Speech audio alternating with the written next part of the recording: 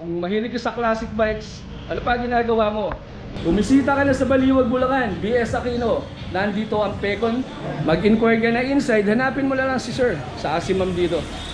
Okay guys, then eto, panoorin nyo.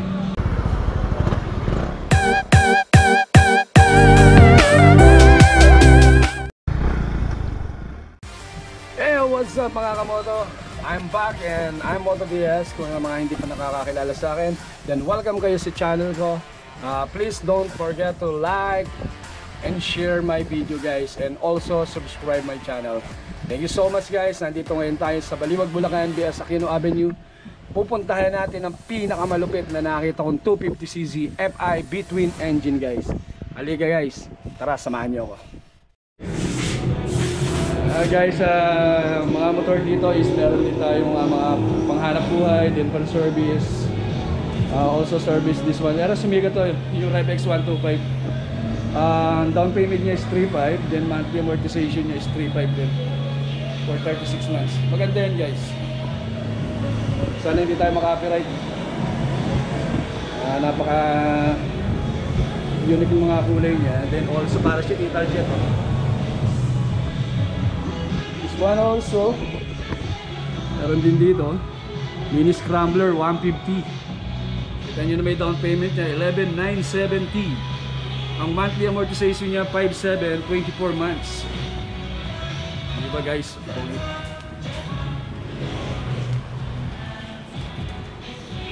Ganda.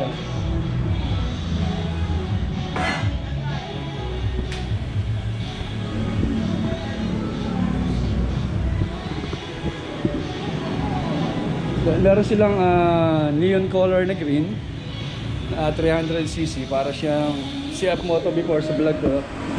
Kung naalala nyo, sa CF Moto is almost similar nung mukha niya. Ito ABS na to guys.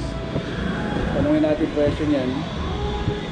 Then pinantapat Slick 150.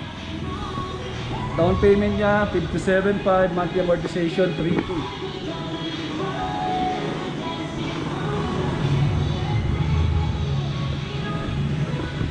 ABS na rin to.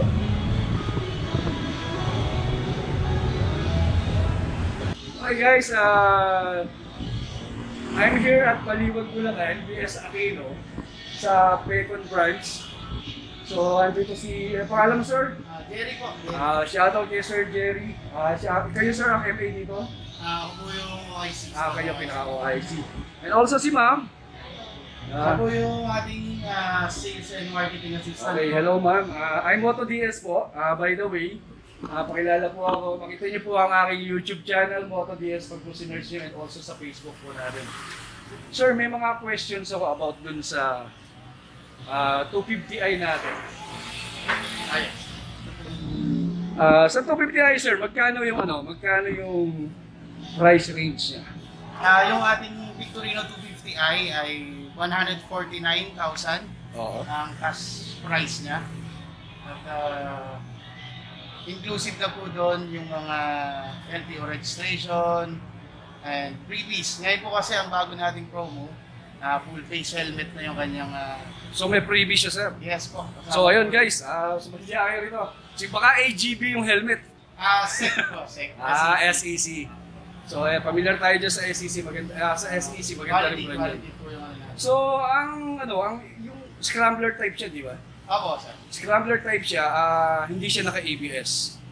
Hindi po. Pero yung yung disc, yung caliper niya sa disc is a 4-piston. Tama ba ako? Yung sa may likod po, single piston. Single piston. Then sa harap? Sa harap naman po is dual piston. Dual piston lang siya. Then, nakalagay naman doon siguro FI to. Fuel injected po yan with V-twin engine. So, distinctive po yung tunog yan. So nakikita natin sir, ano nagdala rito sa scrambler na motor? Unique yung looks. At the same time, kung talagang ang gusto mo ay scrambler feeling, pwede sa off-road, pwede sa city driving motorcycle. So, yun yung best para sa'yo. And ang first impression ko dito sir, nung makita ko wow, B-twin. So, ako mahilig ako sa classic bikes. Nung makita ko between ayun ang nagdala sa motor na to, ano sir? First on its class po sa 250cc category natin. So, ano nagte-top speed dito sa mga nakakuha na natin ng mga client?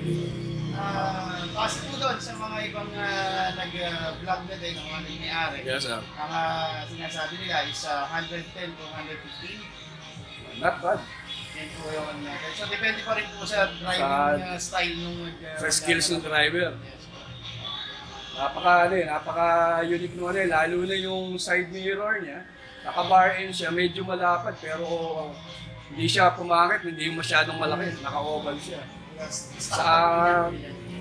Nakikita ko din pag umulan, ayun, yung mga cons and pros niya, sir.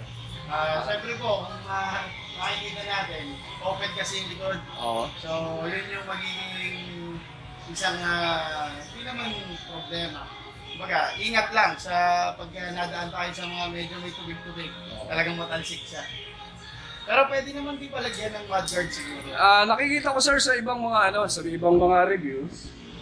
What about dun sa pipe? Hindi ba tayo uhulihin sa pipe ito? Hindi, ano sound niya? Anong nag-sound check kayo? Hindi pa po, sa amin naman kasi sir, although yung stock pipe po kasi yan niya, yes, kahit po medyo maingay yan, siguro fit naman po dun sa unit kasi 250cc naman siya.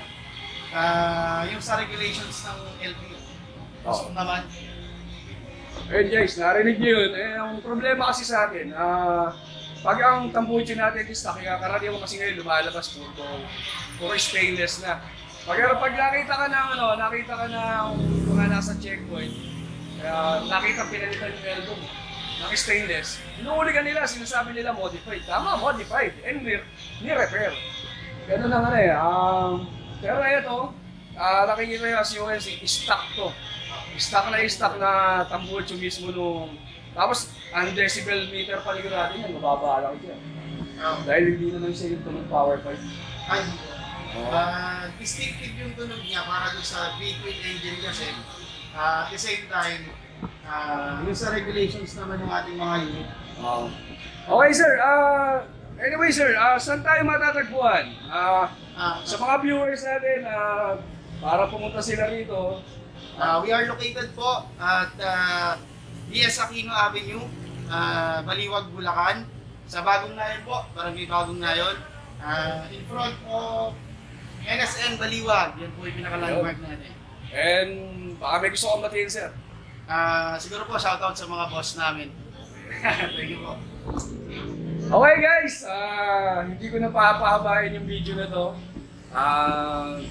Nakarinig nyo naman ang sinabi ni Sir OIC ng Pecon kung paano ang review ng motor na to is napaka-unique ng style niya talaga.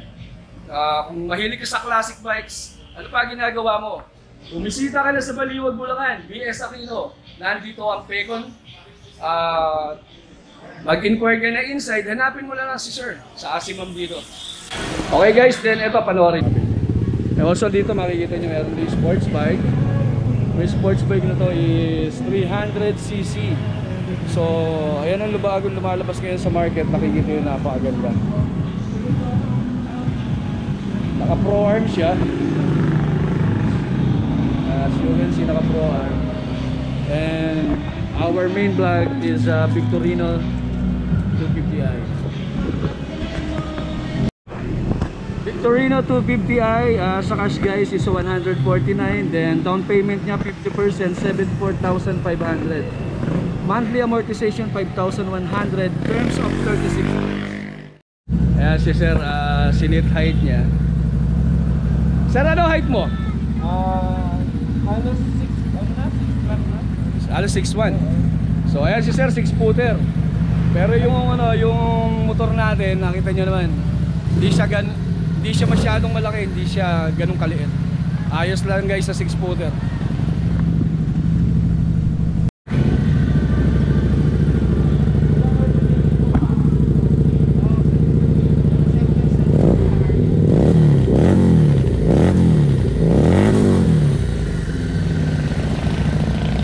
Halimaw to.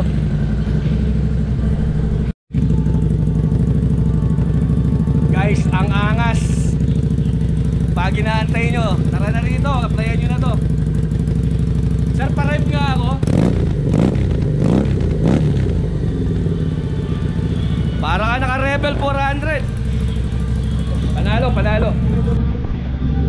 Panalo dito, panalo.